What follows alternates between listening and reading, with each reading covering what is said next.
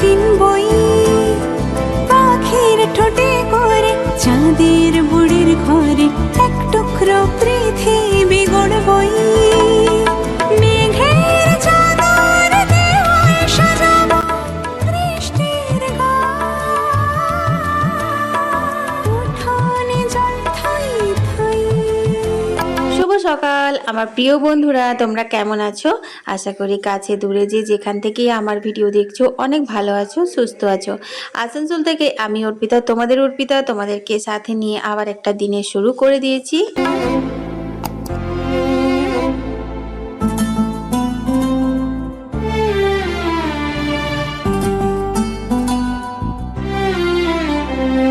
বন্ধুরা, ঘরে ফিরে এসেই কিন্তু আমি ঝটপট করে বাসি কাজগুলো সেরে নিয়েছি। আর তারপর কয়েকটা কাচাকুচি ছিল, সেইগুলো আমি কিন্তু কেচে ধুয়ে মেলে নিচ্ছি। কারণ নামে কিন্তু আষাঢ় মাস, যা রোদ গরম দিচ্ছে আর তেমনি দিচ্ছে বজ্রপাত। জানো, বিকেল দিকে মেঘ আসছে, অল্প একটু বৃষ্টি হচ্ছে, তারপর বৃষ্টি ছাড়ার পরে সেই বজ্রপাত দিচ্ছে। তো দেখো, আজকে কিন্তু 2-3টে শাড়ি ভেজানো হয়ে গেছে। মানে হচ্ছে যে কালকে ঠাকুর সেবা ছিল, একটা স্নান করে পরে দিচ্ছিলাম, তারপর পুজো টুজো করেছি, রান্নাবান্না করেছি, ওটা আবার ছেড়ে তারপর আবার সন্ধ্যে দেওয়ার সময় একটা শাড়ি পরেছিলাম। তো ওইটা পরে অনেকক্ষণ যেহেতু কাটিয়েছি, আর খুব গরম ছিল কালকে, এত ঘাম হয়েছিল, তো সেই কারণের জন্য দুটো শাড়ি কিন্তু আমি কেচে ধুয়ে মেলে দিলাম। আর আমার এমনিও এত গরমে ঘামে এরকম পরে পরে খুলে রাখতে একদমই ইচ্ছে করে না। তারপর কয়েকটা কাঁচা ছিল, সেগুলো সব কেচে নিলাম। তো আজকে বন্ধুরা একটা স্পেশাল রান্না করব, জানো তো। এই রুই কাতলা মাছ খেয়ে খেয়ে না একদম মুখগুলো মানে মাছে অরুচি হয়ে যাচ্ছে, বুলা বাবা বলছে। তো সেই কারণে একটুখানি দেখলে রবিবার দিন একটু অন্য রকম মাছ আনা হয়েছিল, সেগুলোই করব।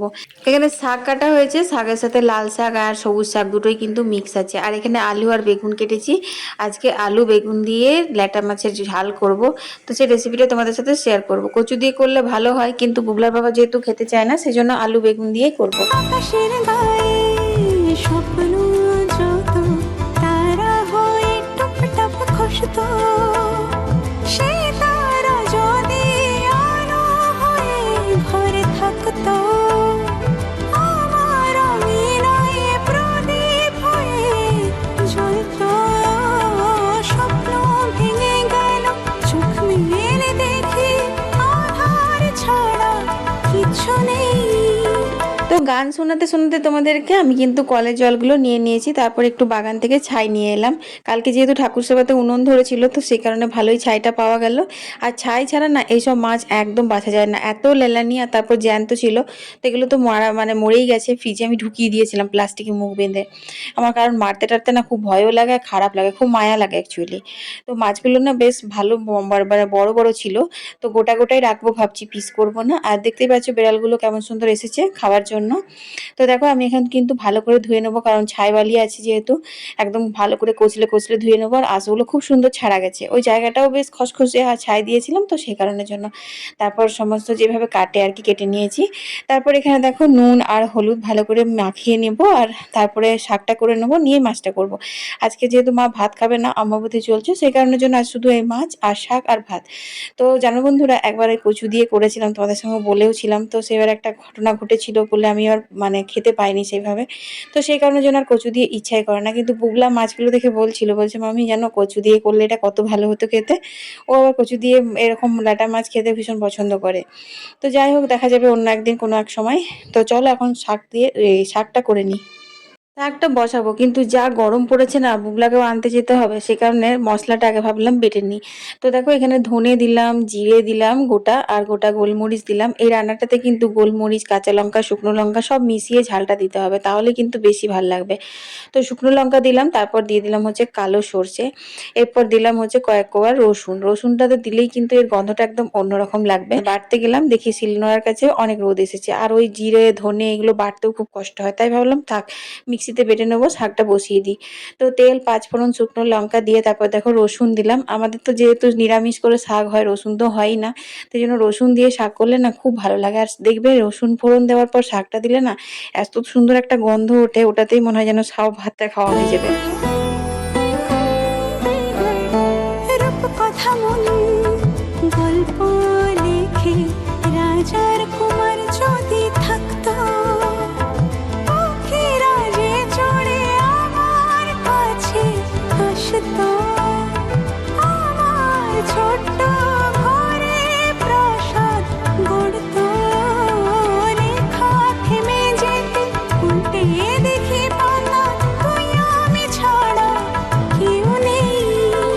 তো বন্ধুরা সব নামিয়ে নিয়েছি, কি অবস্থা দেখো আমার রান্নাঘরে।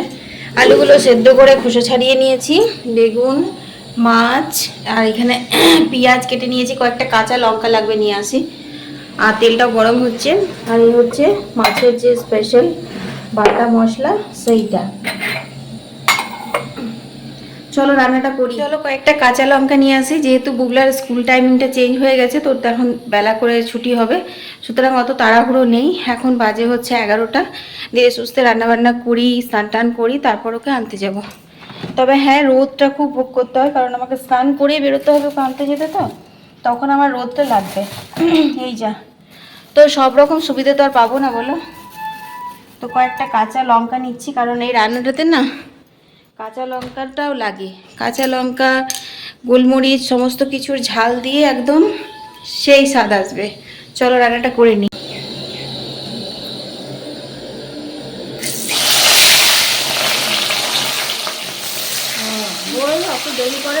তো চলো বন্ধুরা, মাছের ঝালটা রান্না করতে করতে তোমাদের কয়েকটা সুন্দর সুন্দর কমেন্টের উত্তর দিয়ে দিই।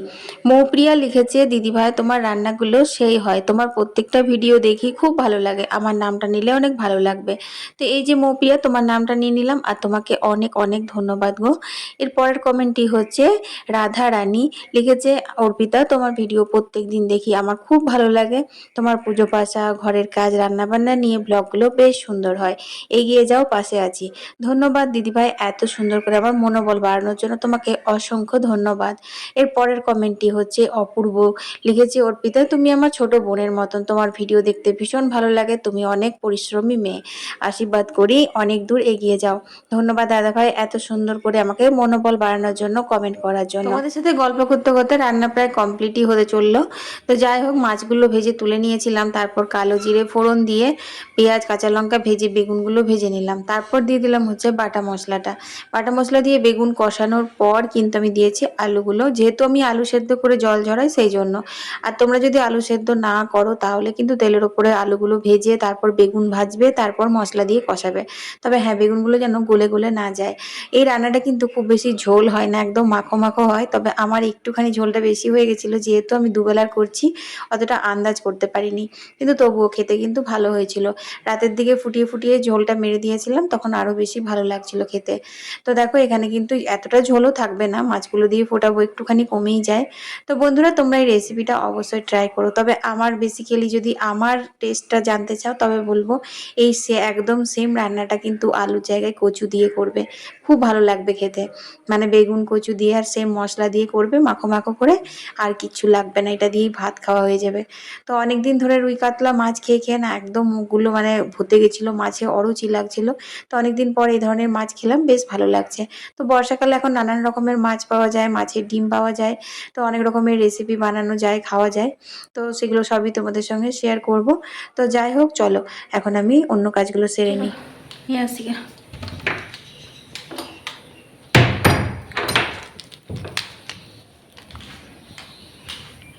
বাপরে কি রোদ, দারুণ রোদ। মুখ চোখ হাত সমস্ত কিছু কভার করে নিয়েছি, কিন্তু তবুও এত রোদ লাগছে, কিছু বলার নেই।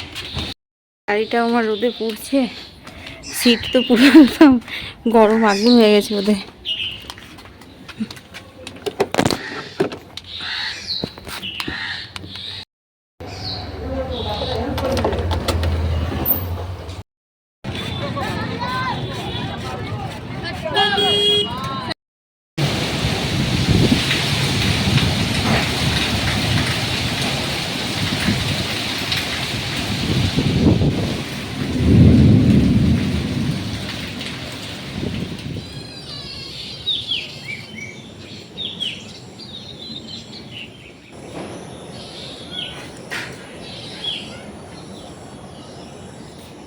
দেখো দেখো দেখো দেখো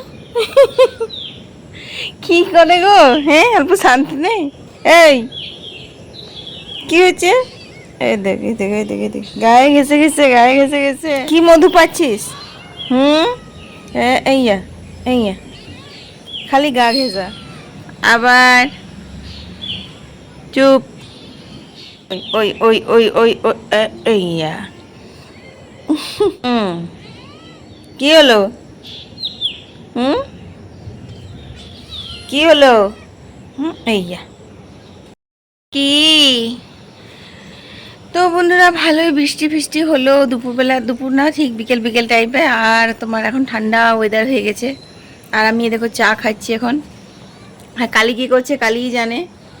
এখনই আসবে, এসে পরে খালি গায়ে গায়ে গায়ে গায়ে ঠেকবে। তো চলো এই চলে এলো, চলে এলো।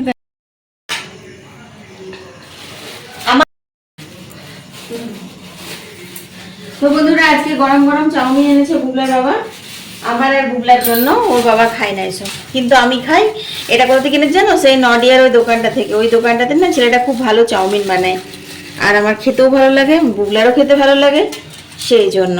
এটা থেকে খাবি না ওটা দিয়ে দেবো? না একটু দিই। এটা দে। নে। এই দেখো আম বড়াগুলো বানিয়েছিলাম, এটা বুবলার বাবাকে দেবো। তো চলো এগুলো বুবলার বাবাকে দিঘা। আর এগুলো সব বের করে রাখলাম, এই যে রসমালাই, লুচি, তরকারি, সুজি সব ঠান্ডা ছাড়ুক, তারপর রাত্রে মা খাবে।